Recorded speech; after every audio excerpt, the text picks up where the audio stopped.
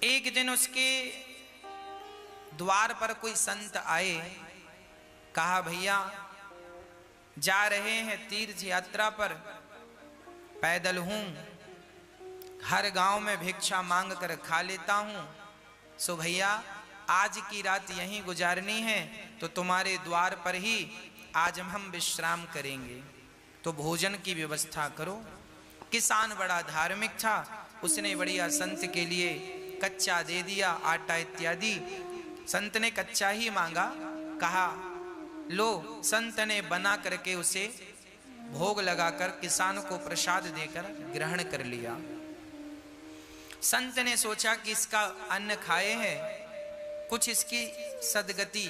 देखो संत के पास क्या है देने के लिए, संत के पास देने के लिए एक ही चीज है, बोले ईश्वर तक पहुंचने का उपाय, ईश्वर तक पहुंचने का रास्ता संतों को पता है, सो वही रास्ता सबको बताते रहते हैं। किसी की समझ में आता है तो उस रास्ते पर चल के वो ईश्वर तक पहुंच जाते हैं, किसी की समझ में नहीं आता सो नहीं पहुंच पाते।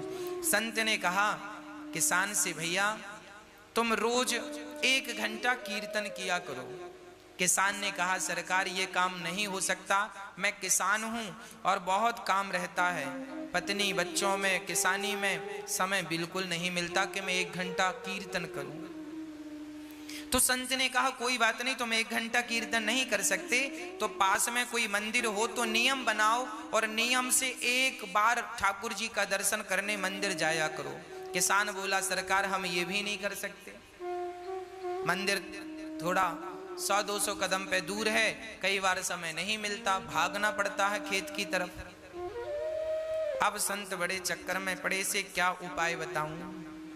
तो संत ने उसी से पूछा अच्छा ये बताओ तुम क्या कर सकते हो, जो भी करना नियम से करना, वो नियम तोड़ना मत। यदि तुम इस नियम से चलोगे तो तुम्हारी भी नैया पार हो जाएगी। तो किसान बोला मेरे बगल में घर के बाजू में एक कुम्हार रहता है, घड़ा बनाता है, आप कहो तो मैं उसका रोज दर्शन कर लिया करूंगा, ये नियम हो सकता। संत ने कहा ठीक है, तुम उस कुम्हार का दर्शन किया करो, नियम बनाओ कि कुम्हार का दर्शन किए बिना तुम भोजन नहीं करोगे, नियम बनाओ। और कुम्हार को इस भाव से देखोगे कि ये भगवान है, और देखकर राम राम जरूर कर लेना भैया, राम राम, और ठाकुर जी का दर्शन कर लेना, उनमें ही वो ईश्वर है ये सोच कर। भले तुम्हें शुरू में ऐसा लगेगा ये कुम्हार है, ये कुम्हार है, पर धीरे धीरे उसे कुम्हार ना कहकर उसे भगवान जानकर उसको दूर से प्रणाम कर लेना, और देखे बिना ये नियम बनाओ कि भोजन नहीं करोगे। किसान बोला ये ठीक है, ये मेरे बगल में है, मैं रोज देख लिया करूंगा, कोई ज्यादा वक्त नहीं लगेगा। संत चले गए। अब वो किसान रोज कुम्हार को देखता और भोजन करता। पत्नी बोलती भोजन तैयार है, बोले अभी आता हूं देख कर। कुम्हार को जाकर देख लेता और भोजन करने बैठ जाता, फिर अपने काम करता, रोज का नियम था उसका। एक दिन उसने कुम्हार को देखा, सो कुम्हार नहीं था। तो कुम्हार की पत्नी से किसान ने कहा क्यों जी तुम्हारे पति कहाँ हैं, कुम्हार भाई कहाँ हैं। बोले वो तो आज मिट्टी खोदने गए हैं। अच्छा किसान मिट्टी खोदने गया। पत्नी बोली किसान की आओ भोजन ठंडा हो रहा है, भोजन कर लो। किसान बोला वो कुम्हार से मैंने आज राम राम नहीं की, भोजन नहीं कर सकता, अभी आता हूँ। तो कुम्हारिन से पूछा वो किस तरफ गया है, बोले फलाने खेत में मिट्टी खोदने गए हैं। तो वो किसान दौड़ा। अच्छा कुम्हार मिट्टी खोद रहा था, तभी अचानक उसको खुदाई करते करते एक सोने का घड़ा मिला, उसमें ढेर सारे सोने के सिक्के भरे थे। अब कुम्हार को सोने का घड़ा मिल गया। अब उसने देखा कि हमें किसी ने देखा तो नहीं, तब तक दौड़ा दौड़ा किसान आ रहा था, और जैसे ही किसान आया तो कुम्हार को देख लिया, और कुम्हार को देखकर किसान वापस जाने लगा। राम राम भैया। कुम्हार को किसान भगवान के रूप में देखता था और राम राम रोज करता था, राम राम। वो किसान जाने लगा अच्छा, कुम्हार को क्या लगा कि इसने देख लिया, तो कुम्हार ने आवाज लगाया, भैया रुको। तो किसान ने कहा, ना रुकने की जरूरत नहीं है, हमने तो देख लिया। किसान तो ये कह रहा था कि हमने तुम्हें देख लिया, पर कुम्हार को लगा इसने सोने का घड़ा देख लिया। तो फिर आवाज लगाई कुम्हार ने, सुनो देख लिया है सो किसी से कहना मत, आधा तुम रख लो आधा हम रख लेते हैं। तो किसान रुका, बोली किसकी बात कर रहा है। किसान गया और जाकर देखा तो दोनों देख के दंग रह गए। ढेर सारा धन उन्हें जमीन के भीतर गड़ा हुआ मिल गया। दोनों ने आपस में बांटकर उस धन से साधु संतों की सेवा स्टार्ट करी। और उस किसान ने पूरी बात बताई कि एक संत को मैंने केवल एक दिन का भोजन कराया, उस भोजन कराने का फल यह है कि उन्होंने मुझे नियम में बांध दिया, और आज उस नियम में बंधने के कारण विधाता ने मेरी सारी दरिद्रता दूर कर दी, मेरा धन धान्य से घर भर दिया। एक बार किसी भूखे व्यक्ति को भोजन कराने का ये फल है कि देर सवेर ईश्वर तुम्हें धनवान बनाएंगे बनाएंगे बनाएंगे। आप एक नियम बनाओ कि रोज भगवान का कीर्तन करेंगे, रोज भगवान का नाम जपेंगे।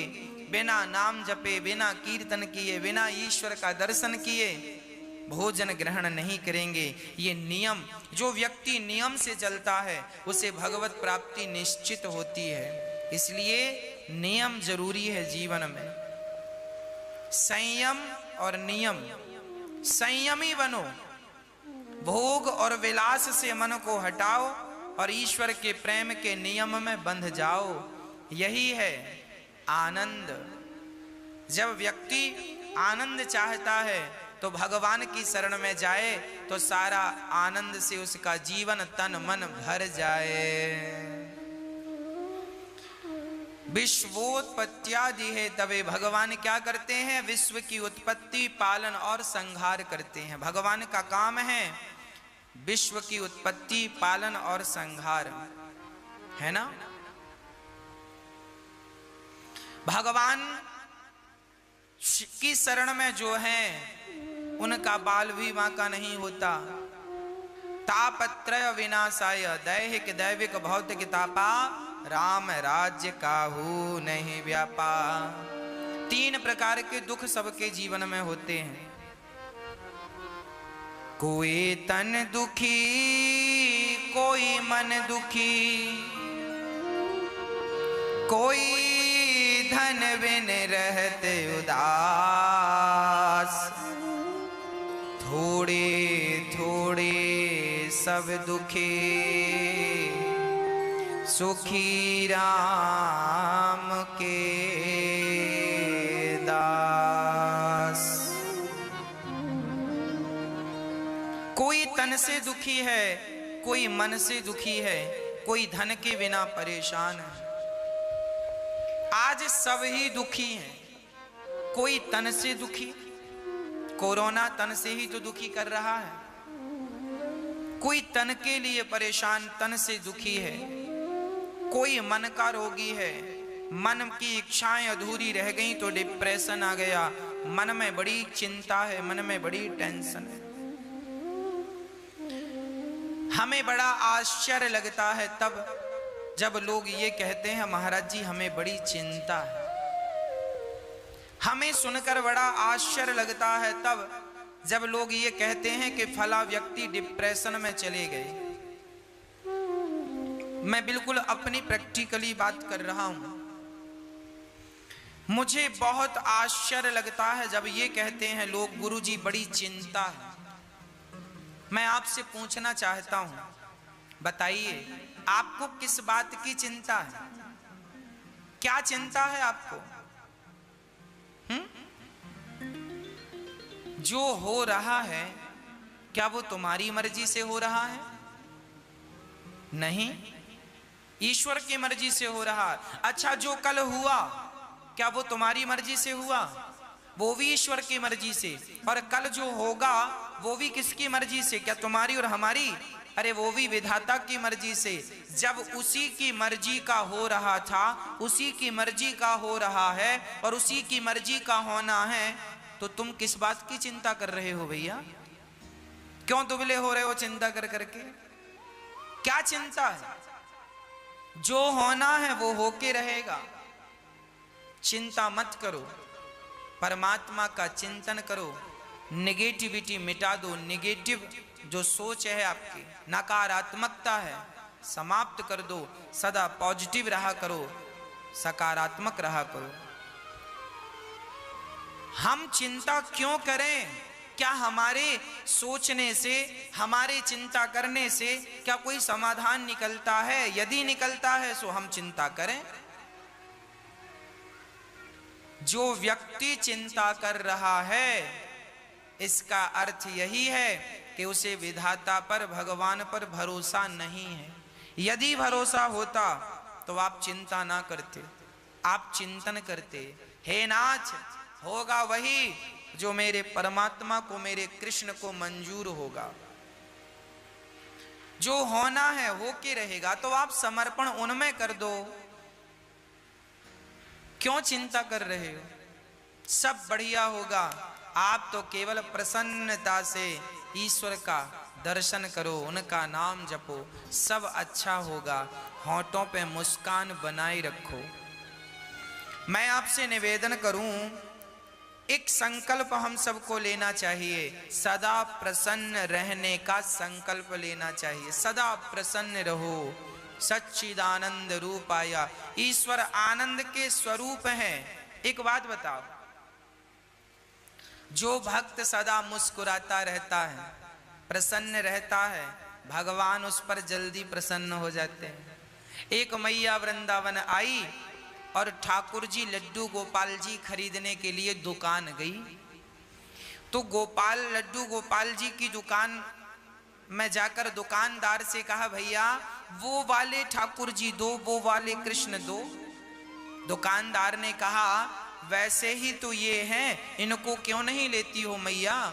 तो मैया ने कहा, भैया वो वाले गोपाल जी की ना स्माइल ज्यादा है, वो ज्यादा मुस्कुरा रहे हैं, तो हमें वो अच्छे लग रहे हैं। आप भी मूर्तियां खरीदते हैं, आप भी जब गोपाल जी खरीदते हैं ना, तो एक बार उनकी मुस्कान पे जरूर नजर डालते हैं। जिन ठाकुर जी की मुस्कान ज्यादा होगी, आप उन्हें ही पसंद करते हैं। जब भक्त को भगवान मुस्कुराता हुआ अच्छा लगता है, तो भगवान भी कहते हैं कि मुझे भी मुस्कुराता हुआ भक्त बहुत अच्छा लगता है। जो सदा मुस्कुराता है वो ईश्वर की हर हाल में पूजा ही करता है। इसलिए डिप्रेशन, चिंता छोड़कर ईश्वर के भरोसे रहकर सदा मुस्कुराइए, सदा प्रसन्न रहिए, सदा आनंद में रहिए। ये वक्त भी गुजर जाएगा, ये दुख का वक्त भी गुजर जाएगा। बस ईश्वर का चिंतन और होठों पे सदा मुस्कान बनी रहे। सदा मुस्कुराते रहा करो, सदा हंसते रहा करो। ये हंसने मुस्कुराने का मौका अभी मिला है, हंस लो, मुस्कुरा लो। पता नहीं अगले जन्म में हमें विधाता ने कुत्ता बिल्ली की योनि दे दी, तो कुत्ते बिल्ली की योनि में तो हंसा मुस्कुराया नहीं जा सकता। गधा और बंदर बना दिया तो मुस्कुराया और हंसा नहीं जा सकता। ना जाने कौन सी अगली योनि मिल जाए और हम हंसने और मुस्कुराने के लिए तरस जाएं। अभी अवसर है, अभी मुस्कुरा कर ईश्वर का धन्यवाद करो, तो आपकी गति बिगड़ेगी नहीं। और आप अभी से बंदर का मुंह बना के बैठेंगे तो अगले जन्म में भगवान बंदर ही बनाएंगे। कई लोग ना हम देखते हैं हंसते ही नहीं, बैठे हैं बंदर का मुंह बना के। एक सज्जन, उनको 1 महीने में 2 लाख रुपए का फायदा हो गया। पड़ोसियों ने कहा, किसी ने कहा क्यों, आप तो बड़े प्रसन्न होंगे, आपको तो 2 लाख का फायदा हुआ। उन्होंने कहा, काहे की प्रसन्नता, हम तो बड़े दुखी हैं। बोले, काय बात का दुख है? बोले, हमारे पड़ोसी को 4 लाख का फायदा हो गया, हमें तो 2 का ही हुआ। लो, फायदा हो गया फिर भी वो उदास हैं, फिर भी मुस्कुरा नहीं। ऐसों को भगवान बंदर ही बनाएंगे। जाओ, गधा बना देंगे। तुम तो कभी हंसते नहीं थे। अरे भगवान ने ये मनुष्य का तन दिया है हंसने के लिए, खिलखिलाने के लिए, मुस्कुराने के लिए, पर आप बस रोते ही रहते हैं टेंशन में, दिन रात टेंशन। भगवान जाने काहे की टेंशन है आपको। जो होगा वो होगा, उसे ना आप रोक सकते हैं, मैं होनी तो होके रहे, अनहोनी ना होए, और जाको राखे राम जी, मार सके ना कोई। हाँ जी,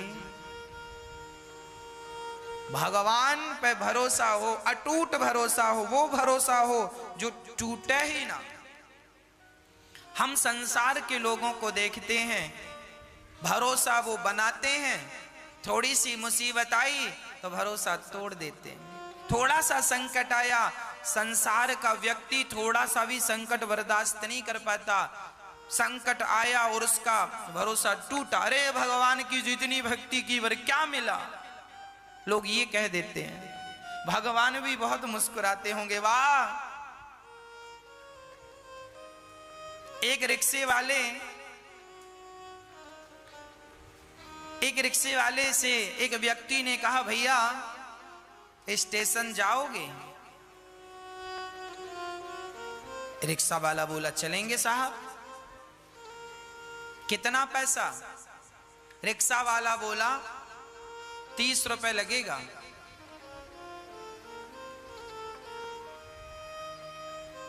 तो वो व्यक्ति बोला, भैया मैं बुजुर्ग हूं और 4 कदम की दूरी पे स्टेशन है, मैं स्टेशन सोसाइटी पे ही रहता हूं और इस इतने दूर का 30 रुपए लेगा? बाकी रिक्शे वाले तो मैं रोज 10 रुपए में जाता हूं और आज तुझे 30 रुपए चाहिए। 30 रुपए, इतनी सी बात का 30 रुपए मांग रहा है। दूसरे रिक्शे वाले, उस बुजुर्ग ने कहा, जा हम तेरे रिक्शे में नहीं बैठते। पीछे रिक्शे आया, उसने फिर पूछा, भैया स्टेशन तक जाना कितना? उसने कहा, बाबूजी 10 रुपए लगता है। अरे 10 रुपए लगता तो ये 30 रुपए क्यों बोल रहा है? सोचो, 10 रुपए का काम है और मांग कितना रहा है? 30 रुपए। उसी तरह हमारी हालत है। हमने भगवान का भजन तो 10 रुपए का किया, हमने भगवान को याद तो 10 रुपए का किया, और मांग कितने रहे? 30 रुपए दे दो भगवान। 16 सोमवार का व्रत किया है, अब 16 सोमवार के बदले मांगा क्या? बहू को बेटा ही होना चाहिए। भगवान शंकर जी बेटी ना हो, 2 बेटी ऑलरेडी, हमने बड़ी श्रद्धा से पूजा किया, पूजा करी 10 रुपए की और बेटा मांग रही है 30 रुपए का। अब देखो, लोग अपना बजट नहीं बढ़ाते हो, भगवान से बड़ा बड़ा बजट मांगते हैं। अरे भैया, आप भी भगवान से प्रेम ज्यादा करो, प्रेम ज्यादा करो, भक्ति ज्यादा करो, आप अपना बजट बढ़ाओ। जब प्रेम का, भक्ति का बजट बढ़ेगा तो आपको मांगने की जरूरत ही नहीं पड़ेगी, भगवान स्वयं बिना मांगे आपको देते रहेंगे। और भगवान तो सबके माता पिता हैं, उनसे कुछ मांगने की जरूरत नहीं पड़ती। वो सर्वांतर्यामी हैं, वो सब कुछ जानते हैं, आपके बिना कहे समझ लेते हैं कि आपको किस चीज की जरूरत है। आप सच्चा प्रेम कीजिए, भगवान आपको सब कुछ देंगे, है ना। सदा मुस्कुराइए, सदा ईश्वर का धन्यवाद कीजिए, शिकायत कभी ना कीजिए। क्या सुदामा जी के जीवन में शिकायत थी? गरीब थे, 4 दिन चूल्हा नहीं जलता था, परम उपासक थे सुदामा जी। सुदामा जी चाहते तो कह सकते थे, वाह कन्हैया, मैंने तेरा इतना भजन किया और तूने मुझे क्या दिया? पर नहीं, जिससे प्यार किया है ना, उससे शिकायत नहीं करूंगा, और वो भी प्यार भगवान से। कोई शिकायत नहीं। जहां प्रेम है वहां शिकायत नहीं है, और जहां शिकायत है वहां प्रेम नहीं है। इसलिए भगवान कहते हैं, राम ही केवल प्रेम प्यारा, मुझे केवल प्यार करो, मुझे पैसा हीरा मोती सोना चांदी मत दो, फूल फल मुझे कुछ मत दो, दूध दही मुझे कुछ मत दो। पर मुझे केवल भक्त प्यार करे। भगवान प्रेम का भूखा है। अरे प्रेम करने से तो भगवान बिक जाते हैं। कोई खरीदना चाहे सो उसे खरीद ले। केवल प्रेम, राम ही केवल प्रेम प्यारा, जान ले जो जान निहारा। भगवान हमारा सारा दुख हर लेते हैं।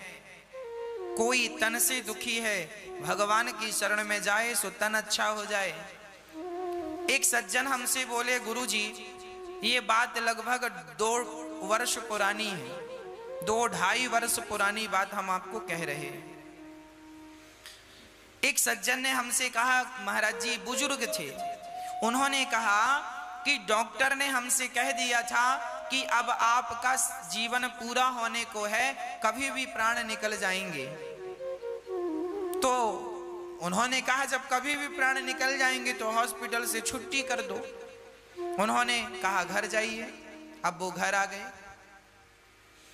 वो दादाजी कथा सुनने आए और पर्सनल हमसे मिले और उन्होंने कहा, महाराज जी 3 साल पहले डॉक्टर ने कहा था कि तुम्हारा शरीर कह रहा है कि कभी भी प्राण निकल जाएंगे, पर महाराज जी देखो मैं भगवान की कथाएं निरंतर सुनता था, कीर्तन निरंतर करता था, तो आज 3 साल हो गए, अभी मैं स्वस्थ हूँ, काम भी कर लेता हूँ। डॉक्टर कह रहे थे कभी भी तुम अब मर जाओगे, और 3 साल से मैं स्वस्थ हूँ, काम कर रहा हूँ। डॉक्टरों के हिसाब से तो मैं मर गया हूँ, अब तो भगवान की दी जिंदगी को आनंद से जी रहा हूँ, इसलिए जो जिंदगी है उन्हीं के नाम कर दी है मैंने जिंदगी।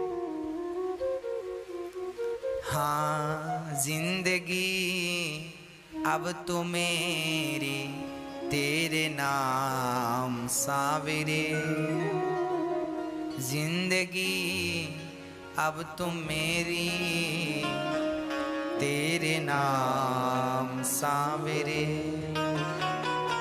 बची हुई जिंदगी भगवान के नाम कर दो। जब हम जिंदगी भगवान को सौंपते हैं, उनके नाम कर देते हैं, उनकी चिंता है। इसलिए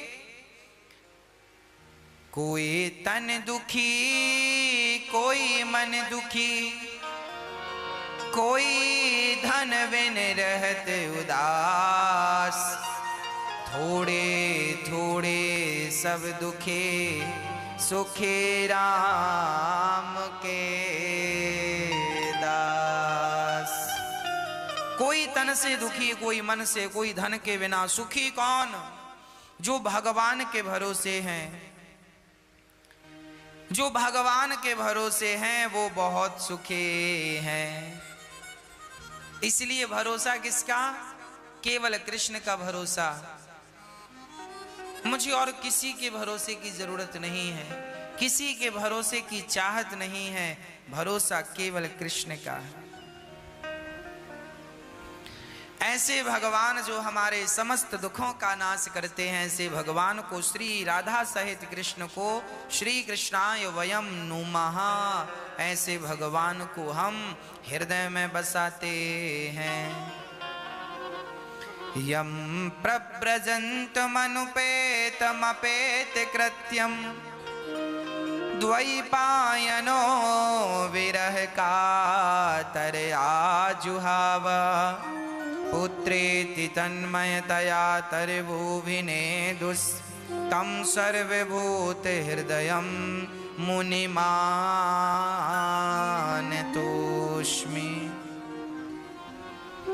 श्री सुखदेव भगवान का जन्म हुआ और जन्म लेते ही सुखदेव जी सन्यासी हो गए। ऐसे सुखदेव भगवान को नमस्कार करते हैं।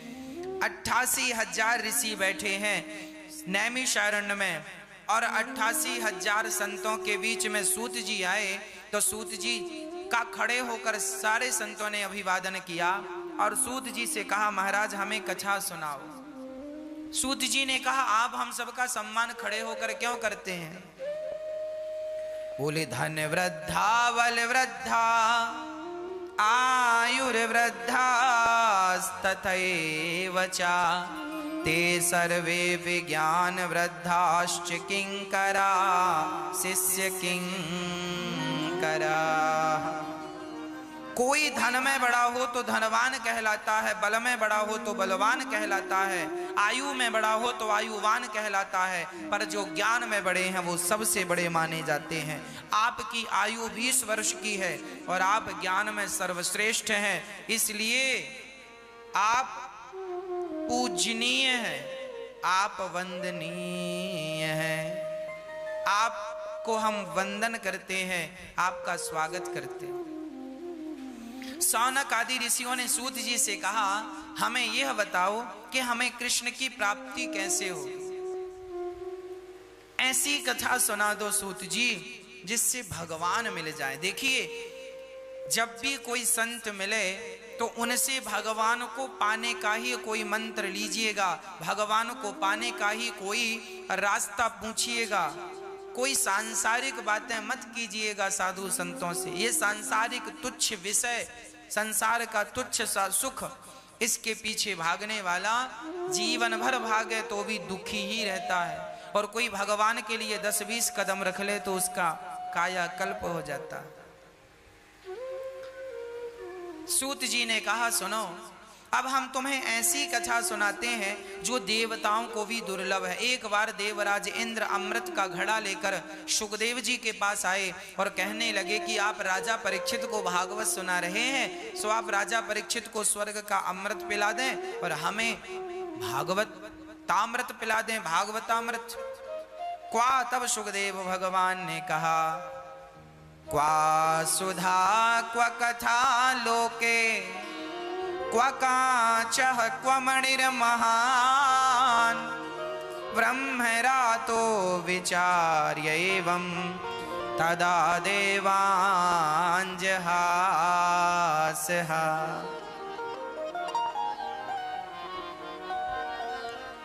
अच्छा, इंद्र ने बड़े बहाने से कहा। अच्छा, लोग ना बड़ा बहाना बना, कई बार ना कुछ काम बहाने से हो जाता। एक बार एक घर में ना पति पत्नी थे और उनके यहाँ अचानक एक मेहमान आ गए। मेहमान आ तो गए, पर अब वो मेहमान जाने का नाम ही नहीं ले रहे। अब पति पत्नी बड़े परेशान। अरे राम राम राम, दिन भर खाता है, हम लोग 5-5 रोटी खाते, 10-10 खाता है, तो जाता ही नहीं। अब पति पत्नी ने विचार किया, अब कैसे कहें, मेहमान है, कैसे कहें कि जाओ, कहा भी तो नहीं जाता कि चले जाओ, कोई घर से कैसे भगाएगा। पत्नी पति दोनों ने विचार किया, अब क्या करें। बोले एक काम करो, झगड़ा करते हैं नकली बहाना बनाने के लिए। तो ठीक है, कल शुरू करते हैं। हाँ, अब तो आज रात हो गई, कल की प्लानिंग हुई। उन्होंने सवेरे होते ही झगड़ा किया। पत्नी बोली, सुनो जी, मैं जा रही हूं मायके, अब मैं भोजन नहीं बनाऊंगी, जब देखो डांटते रहते हो। पड़ोस वो मेहमान बाहर बैठे सुन रहे थे। अब पति भी डांटता हुआ, हाँ बड़ा मायके की धमकी, जाओ चली जाओ, क्या हम बनाकर खा नहीं सकते। अब वो उन्हें डांटे, वो उन्हें डांटे, वो झूठ मूठ का वो जाओ, वो झूठ मूठ का पत्नी लगी रोने रोने, जोर जोर से रोने लगी। मेहमान को लगा, हे भगवान आज तो कुछ मिलेगा नहीं खाना पीना। तो मेहमान ने आवाज लगाई, सुनो हम जा रहे हैं। मेहमान चले गए। तब तक पति बोला, सुनो गए, अब मत रो, अब काहे रो रही हो, हमने कोई जानबूझकर थोड़ी डांटा, हमने तो ऐसे ही डांटा, सच्ची का थोड़ी डांटा, झूठ का डांटा। तो पत्नी बोली, हाँ हम भी सच्ची का थोड़ी रो रही हैं, हम तो झूठ का रो रही हैं। तब तक मेहमान आके बोला, हम भी सच्ची के थोड़ी गए थे, हम भी झूठ की तो गए थे। तुम सच्ची का डांट नहीं रहे थे, तुम सच्ची का रो नहीं रही थी, तो हम भी सच्ची के नहीं गए, हमें पता था कि तुम बहाने कर रहे हो। मेहमान आए, बोले चलो भूख लगी है बनाओ। अब वो लगी बनाने। कई बार काम बहाने से हो जाता है, पर कई बार नहीं भी होता। तो ऐसा ही है कि बहाने से इंद्र बहाना लेके आए कि स्वर्ग का अमृत आप पिला दो परीक्षित को और हमें कथा अमृत पिलाओ, कथा का अमृत पिलाओ। बहाने की बात याद आई सो मुझे एक बहाना और याद आ गया। एक बूढ़ी मैया थी, उनके घर एक साधु आए। साधु को देखकर मैया ने कहा, महाराज बैठो, हम आपको भोजन कराएं। भोजन कराएं। संत बोले, हाँ हाँ हम तब तक पूजा कर रहे हैं, आप भोजन बनाओ। अब वो बूढ़ी माँ बड़े प्रेम से वो बहुत बढ़िया भोजन बनाए और भोजन बना के संत को कहा बैठो। अब संत ने कहा ठीक है, हम बैठ गए। मैया ने थाल में सब कुछ, दाल चावल खीर सब्जी पूड़ी रोटी सब बनाया था, सब परोसा। पर बेचारी पापड़ परोसना भूल गई। पापड़ भी बनाया था पर चूल्हे के पास ही पापड़ अब इतना परोसा तो बेचारी भूल गई। और अब वो महात्मा खाते खाते उनकी नजर पापड़ पे गई। अब वो खा रहे हैं सब, पर बार बार उनका ध्यान पापड़ में है कि पापड़ भी मिल जाता, पर कहें कैसे कि पापड़ दे दो। तो उन्होंने बहाने से कहा, मैया आज हम आ रहे थे ना तो एक बड़ा सांप मिला। अच्छा,